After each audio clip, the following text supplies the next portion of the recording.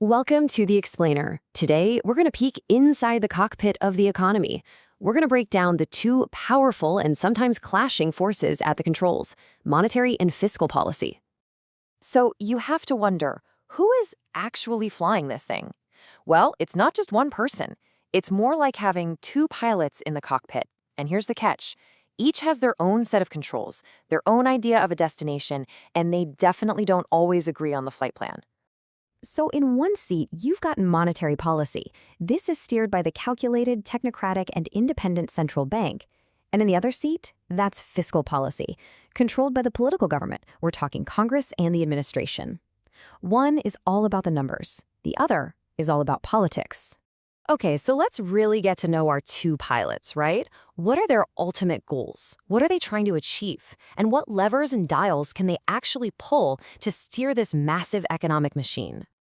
This table just lays it out so clearly. You can see the contrast right away. On the one hand, you've got monetary policy. It's run by the central bank, which is kind of insulated from politics, and its big goal is price stability.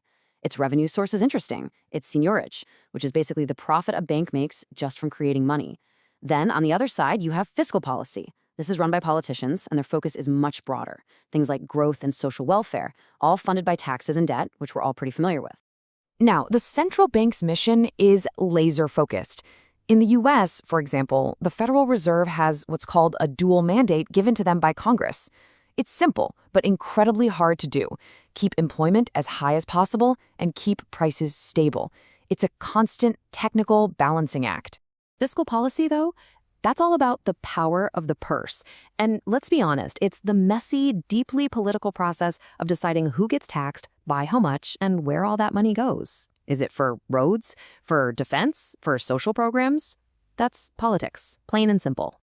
And this is where we get to the real heart of the conflict, because one of the biggest points of friction between our two pilots isn't just that they have different goals. It's when they act. Their timing is just completely, fundamentally out of sync. You know, when you're trying to manage an economy, acting at the right moment can mean the difference between a smooth ride and a total nosedive. But our two pilots, they operate on completely different clocks, and that creates some huge, huge challenges. And here's the whole timing problem in a nutshell. Monetary policy, it's incredibly fast to decide. The Fed can meet and act in a single day, but it's so slow to actually take effect.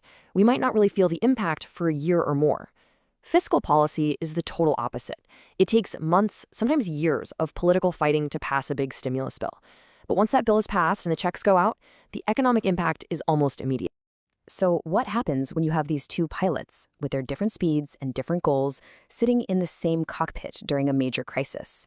Do they cooperate and fly the plane together, or do they end up fighting over the controls? You know, the COVID-19 pandemic was actually a masterclass in cooperation. The government unleashed absolutely massive fiscal stimulus.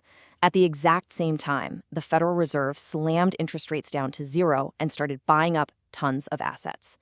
This coordinated push, both pilots pushing the throttle forward at the same time, created this incredibly powerful safety net that almost certainly prevented a total economic freefall. But they don't always fly in perfect formation. Not at all. Sometimes, one pilot's actions can directly cancel out the others. This can lead to a really tricky situation that economists call crowding out. So here's how that conflict works. Let's say the government starts spending a ton of money, which increases public debt. The central bank sees this, worries about inflation, and starts raising interest rates. Well, what happens then? Those higher rates make it more expensive for you to get a mortgage, or for a small business to get a loan to expand. So in effect, the government's public spending ends up crowding out private spending. And the context for their teamwork really, really matters. Look at this. In a downturn, the fiscal multiplier, that's the bang for your buck you get from government spending, is way more powerful. We're talking more than twice as effective. And why is that? Well, it's because when the economy is already struggling, the central bank isn't also hitting the brakes. It's letting that government spending have its full, supercharged effect. Okay, so now let's talk about the worst-case scenario. What happens when the balance of power in the cockpit just completely breaks down and one pilot basically hijacks the controls? This is a dangerous situation known as fiscal dominance. Fiscal dominance is when the government spending and borrowing gets so out of control that it essentially forces the central bank's hand. The bank loses its independence. It's no longer steering the economy. It's just forced to print money to pay the government's massive bills, which means it loses its ability to fight inflation. And this leads to this really weird, really dangerous trap.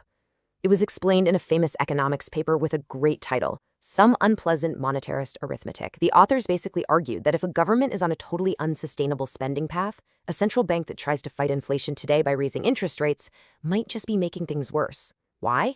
Because everyone knows that eventually the government will just force the bank to print money to cover the debt. So expectations of future inflation go up, which can cause higher inflation, both today and tomorrow. It's a real trap. So, here's the bottom line, the really crucial point. If the fiscal pilot keeps the spending engines at full throttle and refuses to back down, the monetary pilot's attempts to hit the brakes will eventually fail. The brakes will just burn out. The central bank will be left with no choice but to print money to pay the bills, unleashing the very inflation it was created to stop. So given all these challenges, it's no surprise that the entire relationship between our two pilots is being seriously rethought. The old rulebook is being challenged by new economic realities and some pretty radical new ideas. And maybe one of the most radical challenges out there is modern monetary theory, or MMT. It just completely flips the whole script. MMT proponents basically argue that for a country like the US, which controls its own currency, the real limit on spending isn't the deficit, not at all. They say the real limit is actual resources and the risk of inflation. So in their view, fiscal policy, government spending, should actually be the lead pilot, the main driver. That's a complete reversal of how we've traditionally thought about this. And as if that weren't enough, technology is throwing another huge variable into the mix. The potential rise of central bank digital currencies, or CBDCs, could give the monetary pilot a whole new dashboard of tools. I mean, can you imagine the Fed being able to just deposit stimulus directly into everyone's digital wallet, completely bypassing the banks? That would fundamentally change the speed and power of monetary policy. And all of this leaves us with a huge pressing question for the future. As we face more and more complex global crises, pandemics, financial meltdowns, you name it, the old model of having two separate, often conflicting pilots might just not cut it anymore. The future of our economic stability might depend on whether they can finally learn to fly as one.